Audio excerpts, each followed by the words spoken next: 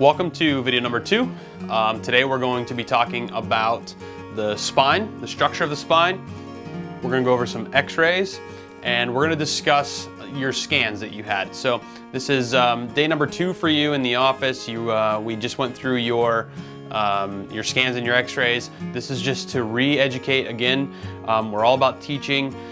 Doctor means to teach, and so it is my duty to you to teach more and give you more information in a concise manner that you can decide for yourself that this is the best choice of care for you. The reason we talk about the spine, obviously chiropractic, we go into the spine, we find the area of misalignment, we go into the area of stress, physical, chemical, emotional stress that we decide based on the x-rays and the scans, and we remove it through a force. And we're gonna go over the adjusting part of chiropractic on the next video. However, I want to talk to you about the nerves of the structure, the bones, the discs. I want to talk about the layout for some people and you and how it may vary for you and other people. But we need to relate it back to stress because that is where we find the nerves are compromised the most. And so you see in this structure, the yellow tube sticking out of the spine are the spinal nerves. Those nerves go to an organ, gland, and tissue of your body. They all have a job to do. They're all designated to go to a different area. Here are the important areas of the spine. The upper cervicals. The upper cervicals have a C1. C1 goes to the top of the head, but also the vagus nerve. The vagus nerve, vagus means kind of on a path of trajectory that's kind of random. And so the vagus nerve exits C1, comes down the neck, into the chest. It affects the heart, the lungs, the immune system through the thymus gland. And so we have a very important structure here in the top of the spine at C1. The very bottom of the spine, the sacrum, okay? So you might know it as the tailbone. The tailbone houses some very important nerves that operates the brake pedal of the nervous system. We talked about that today in your report of findings. And so having an effect on the top of the spine and the bottom of the spine will take a body from the gas pedal side, the fight-flight side of the nervous system, and move it towards a rest, relax, repair side. And what happens is, in that rest, relax, repair side, you find a lot of healing. And that is what you're here for, is healing. So you may have pain in the middle of the back, and we understand that there is probably some physical stress there, whether it's postural or musculature, but we also need to get your body to accept that adjusting, and so we're gonna adjust the top and the bottom of the spine. When we discussed your x-rays, these are a patient of ours that we see. This is a very severe or significant case of scoliosis. You see a major bend and a curve in that spine. This should be completely vertical, like we see here on this middle line. And so you can see that curvature is unfavorable at best because when we curve the spine, you can see what happens to those nerves right here. They're being pinched or compressed.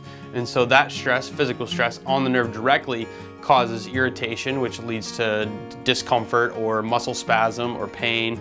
And so we need to make sure that your spine is straight up and down, as straight as possible. That's when the spine is its healthiest. And so that will relieve tension on the nerves. So the nerve, the way we discuss the nerve, and we've talked about this in your report of findings as well, is we talk about a kinked hose.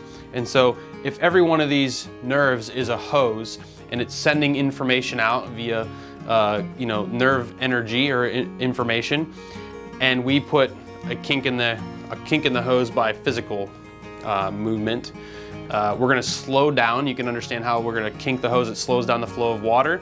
This kink is going to slow down the flow of nerve information, and the brain can no longer communicate effectively to the body. And so we can have issues internally. In just a brief example would be asthma. In the thoracic nerves, this middle part of the back, the nerves there go to the lungs, and children especially have a lot of stress in the thoracic area in those nerves, causing asthma. There are a lot of other factors, but that's just one example. So removing the kink in the hose is what's going to free that nerve energy so that your body can communicate better with your brain and vice versa. To finish off this video, we're going to go over the scans. I'm going to tie it all together for you so you can understand exactly how stress is affecting you, causing whatever symptom or ailment you may have. This part of the process that we did for you was called the core score. The core score is comprised of 3 scans. We have the heart rate, we have the thermal or the temperature, and then we have the EMG, the muscle asymmetry, if you will. And so in your report of findings, we go over your specific scan, okay? Now, I'm showing you just a patient of ours that we have, and I want to just discuss what we're seeing and how it relates to everybody in terms of stress. Now, the first part, we call it an HRV. It's called heart rate variability, and we showed you the plot point, the white box on your scan, and what we see is in this particular patient, you know, we're pretty far from this green circle, and we want to be in the green circle because that shows us that your nervous system is balanced and that it is going to respond to stress as it's designed, and you'll be as healthy as possible when the white box in this graph ends up in the green dot or green square. Now, what does this mean in particular? So on the left side of the screen, on the left side of this graph, we call it the gas pedal. The gas pedal speeds things up. We want to be able to speed things up when we need to, but we need to be able to put the brakes on and slow down and repair when we need to. Otherwise, our body's going to be constantly stuck in a stress state, and we're not going to heal properly, and that's when symptoms occur. And so for this person here, down in that orange on the left-hand side, it's very stressed out, and he's rapidly running out of fuel. And so the fuel level is, if you recall, up at the top was full, down at the bottom was empty, and so this person in particular running below half on the fuel tank. So we need to get this person into the brake pedals. We need to slow things down. So as I talked about in the spine, the top and the bottom of the spine are going to be vitally important for this person, regardless of the symptoms, okay?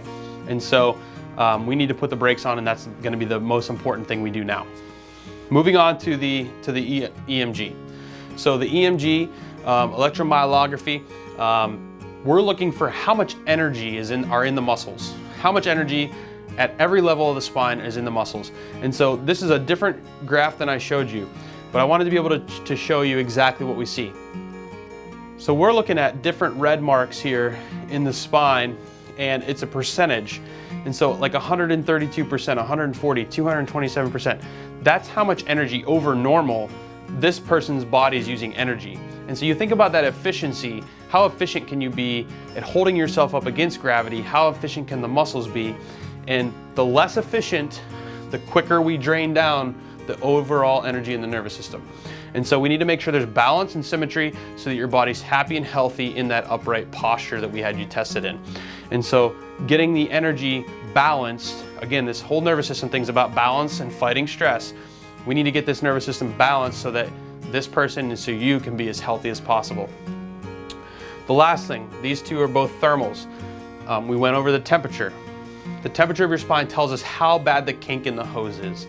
And so in this side, we see how bad the kink is, and over here we see the overall temperature. And so we see the kinks are mild in this person, the green is mild. If you remember, mild, moderate, severe. We look at how severe those kinks are. How long has that been in the nervous system? How long have you been holding on to that stress and not being able to let it go? And it's not a psychological letting go of stress. This is a physical for the body. It's a physical letting go of stress. Chiropractic's going to allow the body to eliminate that stress. So we need to focus on adjusting those areas. However, in this particular case, you see the blue lines here. Blue is cold, red is hot. Cold, shutting down. Hot is kind of ramping up, it's heating up. And so we need to make sure that there's a nice balance between the red and the blue. And in this person's case, blue is not great. The whole spine is kind of shutting down. It's being down regulated. And so the temperature would show us that it's cold. We need to kind of kick on the temperature. We need to wake up the nervous system. So this person's nervous system on many levels is sleeping, causing this particular scan to be drugged down to that left-hand side in the corner.